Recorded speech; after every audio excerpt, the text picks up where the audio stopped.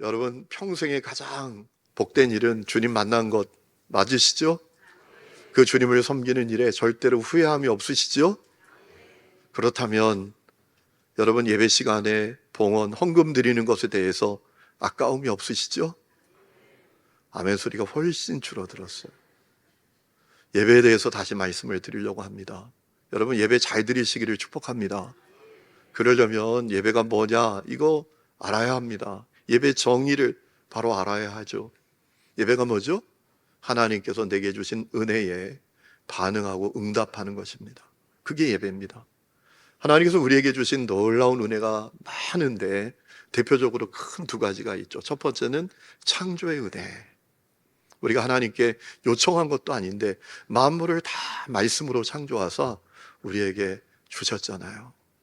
오늘 걸어오시는 분들은 교회 입구 화단에 그 연보라에 꽃잔디가 환하게 피신 거 보셨나요? 카페를 이용하시는 분들은 그 카페 화단에 목단꽃이, 튤립이 환하게 피신 거 보셨나요? 보기만 해도 마음이 기뻐져요. 마음이 밝아져요. 하나님께서 우리에게 주신 창조의 은혜입니다. 또 하나님께서 우리에게 주신 놀라운 은혜가 있지요. 구원의 은혜. 할 수 없는 죄인된 나를, 전적으로 타락한 나를, 내 죄값을 예수님께서 이 십자가에 매달려 피 흘려 다 치르시고 구원해 주셨잖아요. 마귀의 종으로 살던 나를 해방시켜 주시고 오늘 세상 떠나도 천국에 눈뜰 수 있게 해주시고 우리 주님 다시 오실 때 영화롭고 신령한 몸으로 다시 살게 해주시는 그 구원의 은혜, 여러분 얼마나 놀라운 은혜입니까? 예배는 그 은혜에 반응하고 응답하는 것입니다. 여러분 그 반응은 여러 가지로 나타나지요. 하나님을 향한 찬양으로 나타나기도 하고, 기도로 나타나기도 하고, 그분을 향한 고백으로 나타나기도 하고, 또 그 가운데 하나가 봉헌으로, 하나님께 헌금을 드림으로 나타나기도 하지 않습니까? 여러분 예배 시간에 봉헌의 시간이 있습니다. 봉헌이라는 게 뭡니까? 사전적인 의미는 물건을 받들어 바친다라는 뜻입니다. 그런데 기독교적인 의미는 좀 다르죠. 하나님께 내게 있는 가장 귀중한 것을 바치는 것입니다. 사람에게 있는 귀한 것들 가운데 가장 귀한 것 가운데 하나가 돈이기 때문에 돈을 드리면서 헌금, 봉헌을 헌금이라고 부르는 거죠. 여러분 우리 예수님은 절대로 돈을 가볍게 여기시지 않으셨잖아요. 이렇게 말씀하셨습니다. 너 마음이 돈이 있는 곳에 있다. 너 잘못하면 내가 아니라 돈을 섬긴다. 하나님과 돈을 함께 섬기지 못한다. 여러분 돈이 얼마나 사람에게 중요한지를 우리 예수님이 너무나 잘 아셨다고요. 예수님은 절대로 돈을 가볍게 여기시지 않으셨다고요. 여러분 그래서 우리가 그 중요한 돈을 주님께 드리면서 헌금, 헌금, 돈을 바치다 이런 의미로 사용하지 않습니까? 여러분 예배 가운데 이 봉헌은 언제부터 시작됐나요? 초대교회부터입니다. 말씀드린 대로 초대교회 성도들이 예배를 드리는데 어떻게 예배를 드려야 되는지 분명한 지침이 없었습니다. 그래서 그들이 유대교회에서 유대교인들이 회당 예배를 드리는 것을 모델로 삼았죠. 여러분 회당 예배 가운데 봉헌의 시간이 있었습니다. 그래서 초대교회에도 봉헌이 시작이 된 겁니다. 여러분 고린도전서 16장 2절에 보니까 바울이 고린도 교회 성도들에게 편지하면서 내가 갈라디아 교회 성도들에게 이야기한 것처럼 너희들에게 엄중히 명한다 라고 하면서 이렇게 말하죠. 매주 첫날에, 매주 첫날이 언제죠? 주일에 수입에 따라 헌금을 해라 라고 했습니다. 사도행전 4장 말씀을 봐도 초대교회 성도들이 재산을 팔아서 자기 소유를 팔아서 사도들 발 앞에 두었다라고 했습니다. 봉헌했다라는 겁니다. 그들의 예배 가운데 봉헌의 시간이 있었다라는 사실을 우리에게 가르쳐 주시는 이야기입니다. 여러분 초대교회에 있었던 여러 문서들을 봐도 봉헌이 있었습니다. 초대교회에 유명한 순교자가 있었습니다. 유스티누스라는 사람이 있었는데 그가 제1변증 문서라는 것을 썼는데 거기에도 초대교회 성도들이 어떻게 예배를 드렸는가 소개되고 있는데 그 가운데 봉헌이 있었습니다. 종교개혁자들의 예배 가운데에도 봉헌의 시간이 있었습니다. 오늘 우리가 읽은 말씀을 봐도 예수님 때에도 이 봉헌이 있었구나라는 사실을 확인하게 되지요. 오늘 41절 말씀을 보니까 예수님께서 성전에 있는 헌금함 앞에 앉아서 사람들이 어떻게 헌금하는지를 보셨다라고 했습니다. 여러분 41절 말씀을 보세요.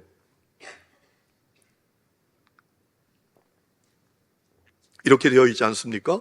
예수께서 헌금함을 대하여 앉으사 우리가 어떻게 헌금함에 돈을 넣는가를 보실세라고 했습니다.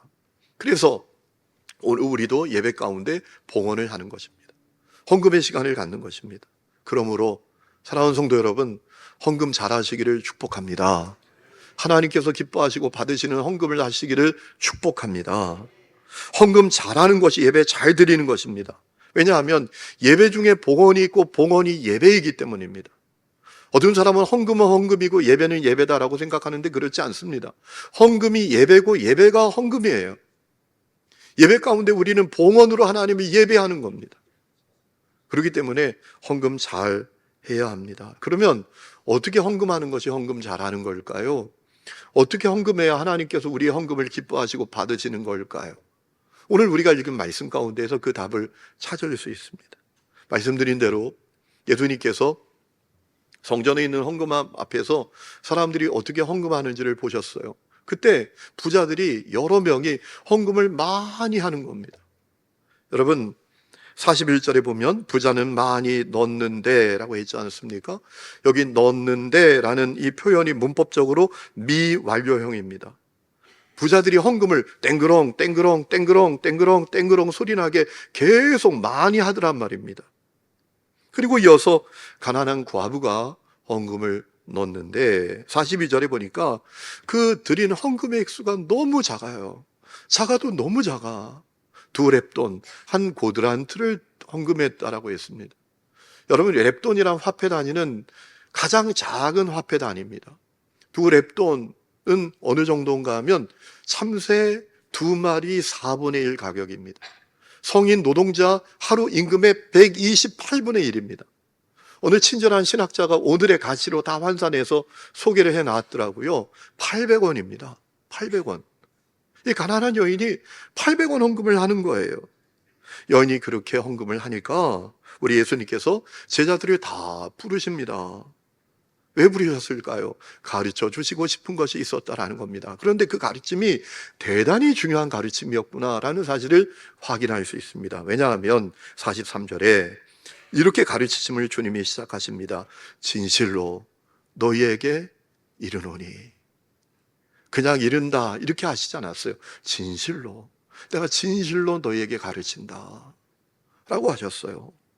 그리고 이어서 말씀하시기를 이 가난한 과부가 헌금한 사람 가운데 가장 많이 했다 이렇게 평가하시는 거예요.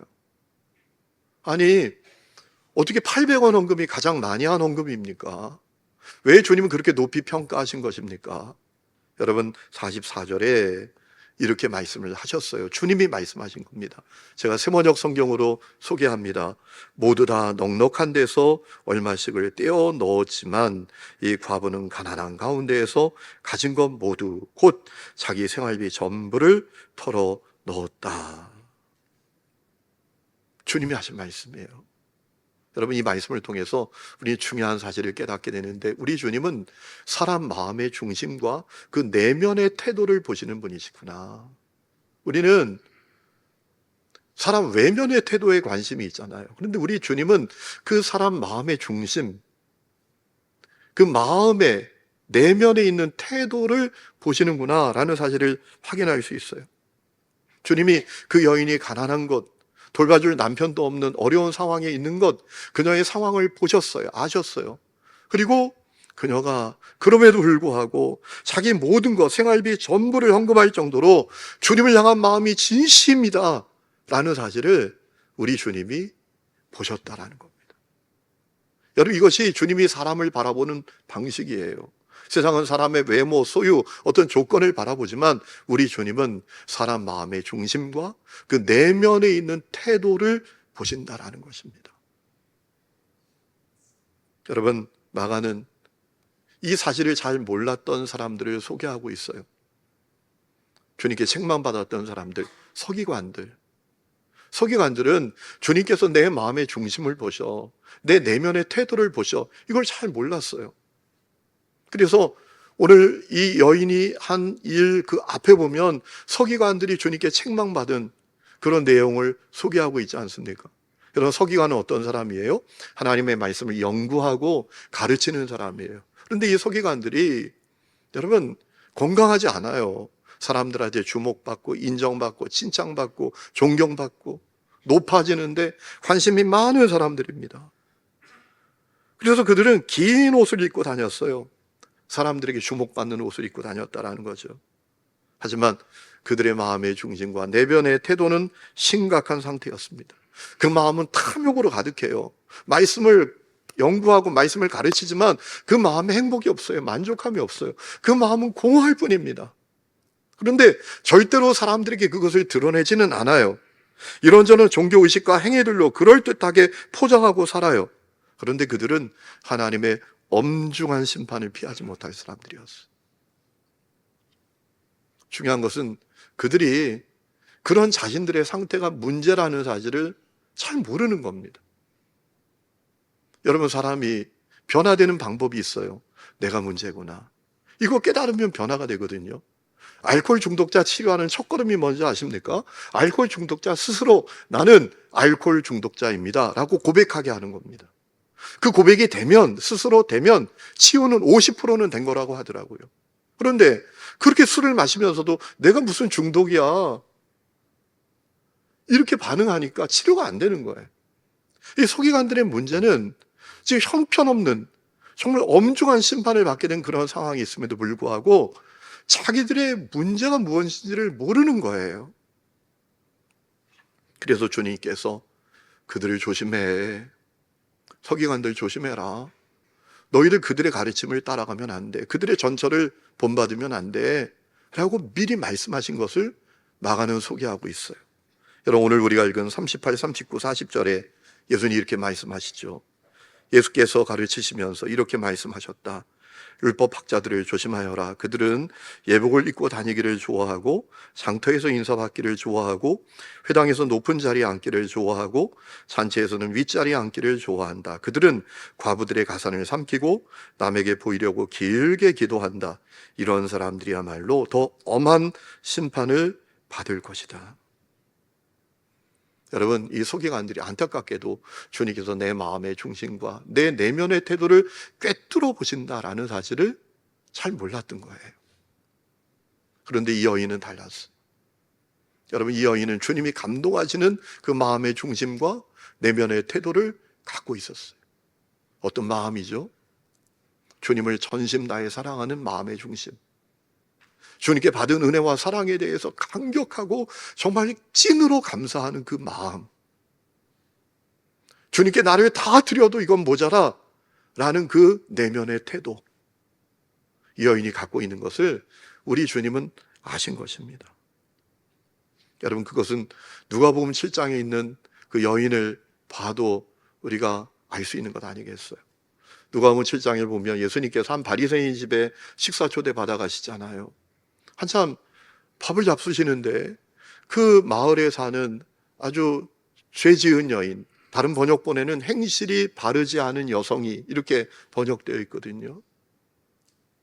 그 여인이 예수님 뒤로 오더니 눈물을 흘리면서 예수님 발을 닦고요, 자기 머리털로 예수님 발을 닦고 예수님 발에 그 비싼 향유를 쏟아붓는 거예요. 그때 예수님을 초대했던 바리새인이 신경질이 났어요. 아니, 이 사람이 선지자라면서 저렇게 죄인이 자기 몸에 손대게 만들어? 이런 마음을 가졌어요. 우리 주님이 그 마음을 모르시나요? 다 아시지. 그래서 비유 하나를 말씀하셨잖아요. 두 사람이 있어요. 둘 다 빚을 졌어요. 한 사람은 500데나리온, 성인 한 명 1년 반 월급 약 7천만 원, 8천만 원 빚을 졌어요. 한 사람은 50데나리온의 빚을 졌어요. 문제는 빚을 못 갚는 거예요. 갚을 능력이 없어요. 갚을 수가 없어. 그런데 놀랍게도 돈 빌려준 사람이 그들을 불쌍히 여기고 안타깝게 여겨서 빚을 다 탕감해 준 거예요. 야, 대단하죠, 이 사람. 예수님께서 이 비유를 말씀하셨어요. 그리고 물으십니다.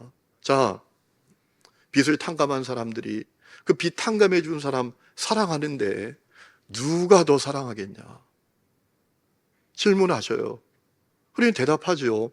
많이 탕감받은 사람이죠. 여러분, 무슨 얘기죠? 예수님 발에 향유를 부은 그 여인, 그 마음의 중심에는 주님을 사랑하는 마음이 가득해 있다는 거예요. 주님께 받은 은혜와 사랑에 감격하고 감사하는 중심이 그 속에 가득하다라는 겁니다. 그 마음이 넘치고 넘쳐서 내 자신을 주님께 다 드려도 모자란 거야. 이런 내면의 태도를 갖고 있었다라는 거예요. 여러분, 주님께서 그 비유를 말씀하신 다음에 바리새인에게 물으십니다. 너 마음은 어떠냐? 하나님을 향한 네 마음은 어떤 마음이니?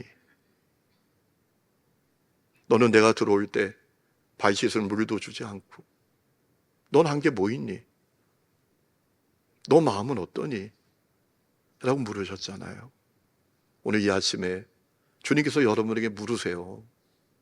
주님을 향한 여러분의 마음의 중심은 어떤지. 정말 주님께서 주신 그 은혜와 사랑에 대해서 진짜로 감사하고 감격하는 마음은 있는지. 그 은혜가 너무 감사해서 내 자신을 드려도 모자라 이런 내면의 태도가 여러분에게 있는지 주님이 궁금해 하십니다.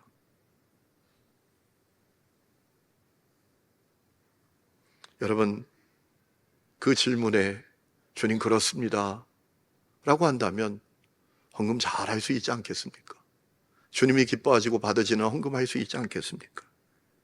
헌금은 헌금이고 예배는 예배지 라고 생각하면서 그저 헌금을 부담스러운 것으로만 여기고 살아가는 모습이 아니지 않겠습니까? 여러분은 어떤 마음의 중심과 내면의 태도를 갖고 계시나요? 가끔 교회에서 헌금 얘기하면 아주 민감하게 반응하는 사람이 있어요. 아, 진짜 왜 교회 가면 돈 얘기만 하는 거야? 이렇게 불평하는 분들도 있습니다. 그런데 여러분, 칼빈은 이렇게 얘기한 적이 있습니다. 우리의 문제는 교회에서 돈에 대해 너무 많이 이야기하는 것이 아니라 돈에 대해서 바르게 이야기하지 않는 것이다. 왜냐하면 이 세상 사람들이 돈을 최고의 가치로 여기고 있기 때문입니다. 이 세상에 돈이 왕노릇하고 있기 때문입니다. 이 세상 사람들이 돈을 사랑하고 돈의 노예로 살고 있기 때문입니다.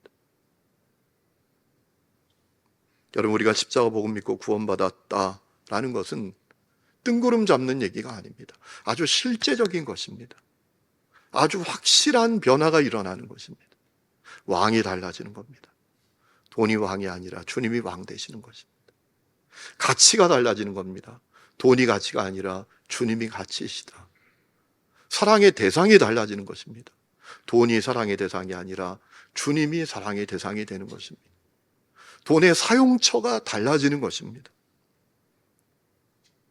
세상의 것을 위해선 돈을 아낌없이 펑펑 쓰는 그런 삶에서 주님의 나라와 주님의 의를 위해서 자기의 재정을 사용하는 사람이 되는 것입니다.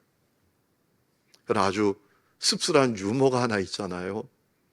어떤 성도님 지갑에서 1,000원짜리하고 10,000원짜리가 만났다 따지 않습니까? 안부를 물어요. 어떻게 지냈니? 뭐하고 살았니? 서로 안부를 묻는 거예요. 10,000원짜리가 먼저 대답합니다. 나 제주도 갔다가 백화점 갔다가 발리도 갔다가 그렇게 살았어. 10,000원짜리가 1,000원짜리에 물었답니다. 넌 어떻게 지냈니? 나는 교회 갔다 집에 갔다 교회 갔다 집에 갔다 그랬어. 참 씁쓸하죠, 이 유머가? 정말 우리가 주님 사랑하는 걸까요?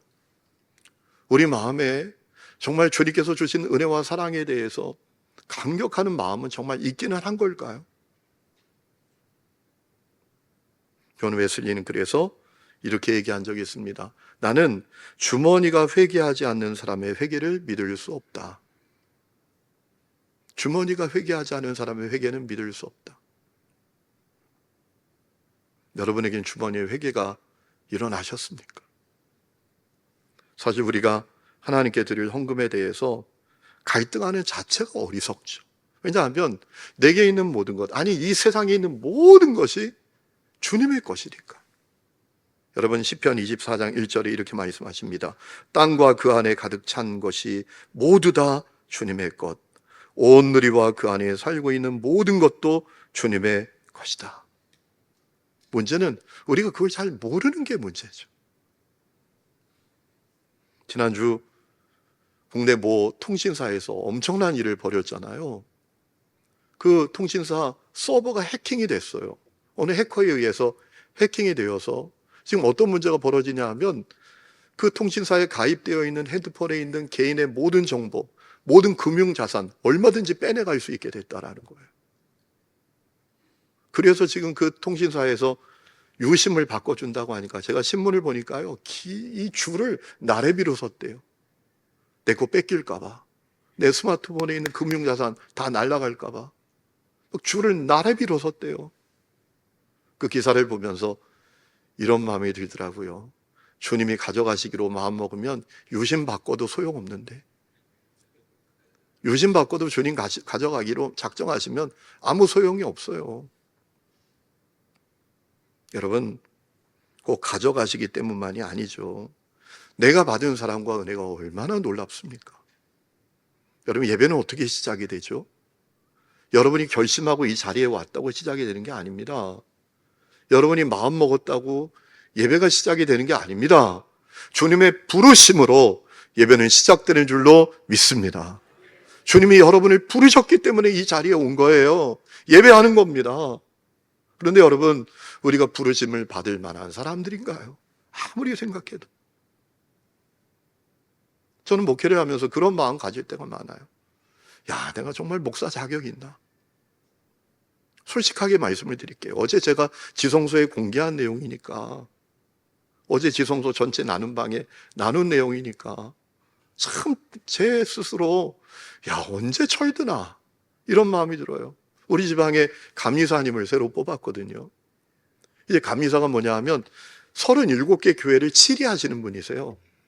이분이 새로 선출이 됐는데 감리사 새로 뽑혔다고 그 교회에서 그저께 밥을 사주셨어요. 지방의 목회자들. 거기 가서 밥 먹는데 마음이 묘한 거예요. 왜 마음이 묘한가? 가만히 생각해 보니까 이런 마음인 거예요. 나는 우리 지방에 온 지 16년이 됐는데도 감리사를 못하네. 이런 마음이 여기 안에 있는 거예요. 그래서 기분이 묘한 거예요. 제가 밥을 먹으면서 야, 너 진짜 못났다. 얼마나 높아져야 되니? 얼마나 인정받아야 되니? 여러분, 성도들에게 낮아지라고, 섬기라고 말은 잘하죠. 여러분도 다르시지 않잖아요. 지난 주간에 말했던 것 한번 생각해 보세요. 지난 주간에 가졌던 생각 한번 헤아려 보세요. 우리가 정말 주님의 부르심을 받을 만한 사람들인가요? 그렇지 않잖아요. 그런데 주님은 우리를 있는 모습 그대로 불러주시고 여기 와서 예배하게 하시고 주님이 주신 은혜를 받게 하시는 것, 이거 얼마나 놀라운 은혜입니까? 여러분, 그 사랑과 은혜를 알면 머뭇거리지 않지요. 누구 눈치나 동정도 살피지 않지요. 헌금을 하면서 내 존재와 이름이 알려지는 것에 대해서는 관심조차 없지요. 받은 은혜와 사랑에 감사하기에, 주님을 사랑하기 때문에 나 자신을 다 드려도 모자란다라고 여기게 되지요. 아프리카에 사역하는 선교사님 한 분이 그 선교 보고 가운데 있는 내용인데요, 참 감동적인 내용이었어요. 어느 부족의 추장이 예수님 믿게 된 겁니다.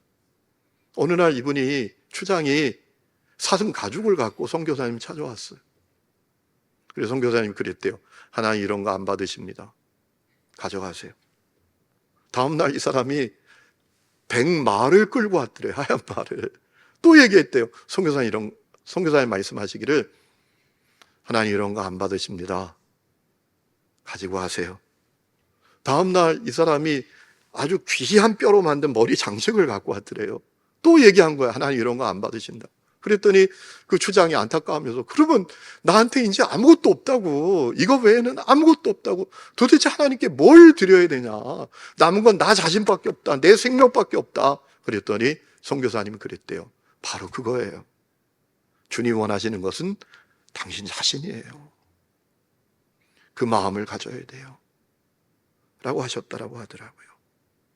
여러분, 저는 우리 하나님교회 성도들에게도 그 고백이 있기를 주의 이름으로 축원합니다. 그래서 헌금 잘 드리시기 바랍니다.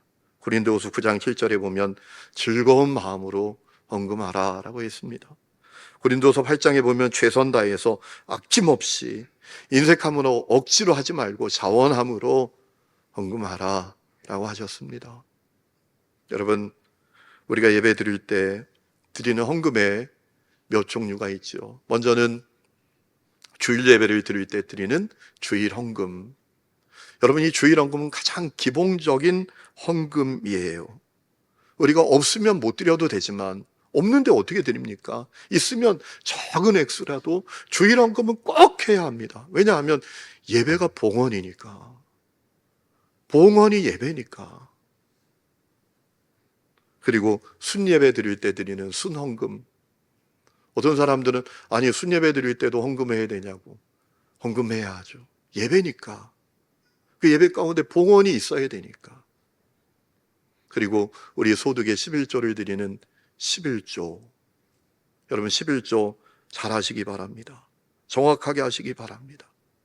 제가 몇 년 전인가요? 저 정동제일교회 덕수궁 옆에 있는 교회잖아요. 그 교회에 방문했다가 주보를 봤더니 거기 헌금 영수기가 있는 거예요. 그런데 11조가 제일 위에 있고 그 밑에 월정 헌금이 있는 거예요. 그래서 거기 사역하는 목사님께 여쭤봤어요. 목사님, 여기 11조는 뭐고 월정 헌금은 뭡니까? 그랬더니 11조는 말 그대로 소득의 11조를 드리는 것이고 월정 헌금은 소득의 11조가 아니고 그냥 소득의 얼마를 그냥 정해서 드리는 것을 월정 헌금이라고 하더라고요. 근데 11조가 훨씬 많은 거예요. 와, 이 교회가 저력이 있구나. 그런 생각을 했거든요.